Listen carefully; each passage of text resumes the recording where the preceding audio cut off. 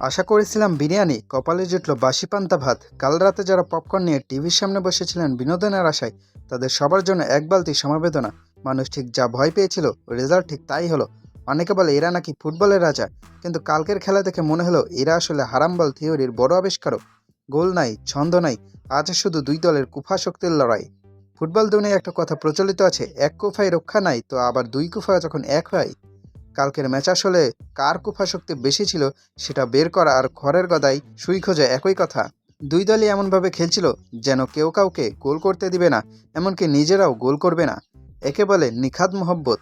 মাঠের মধ্যে ফুটবলাররা দৌড়াচ্ছিল নাকি কাটওয়াক করছিল সেটা বোঝা মুশকিল।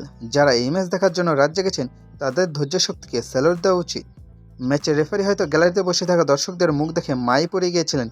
তিনি খুব ভালো করে বুঝে গেছেন এই দুই দলকে যদি 3 দিনও সময় দেওয়া হয় এরাও প্লেন পেয়ে থেকে গোল করতে পারবে না। তাই রেফারি সাহেব নিজেই দায়িত্ব নিলেন। আহারে বাছারা, তোরা তো গোল করতে পারবি না, আয় তোদের পেনাল্টি দান করি। ফলাফল, দুই দলের একমাত্র দুটি গোলই আসলো পেনাল্টি থেকে। কি মিল, কি মহব্বত! একজন দিলে আরেকজনকেও দিতে হবে, পুরো যেন পাড়ার টুর্নামেন্টের সমঝোতার ম্যাচ। প্রথম ম্যাচে সেই অ্যাটাকিং ফুটবল দেখে আমরা ভেবেছিলাম আজকেও রোলার কোস্টার রাইড হবে, কিন্তু না, এটা ছিল পিওর বোরিংয়ের আড্ডাখানা। দুই দলের ডিফেন্সিভ মাইন্ড দেখে মনে হচ্ছিল তারা ফুটবল খেলতে নামেনি, বরং বাসের পেছনে 5টা করে চাকা লাগিয়ে গোলপোস্টের সামনে শুয়ে পড়েছে।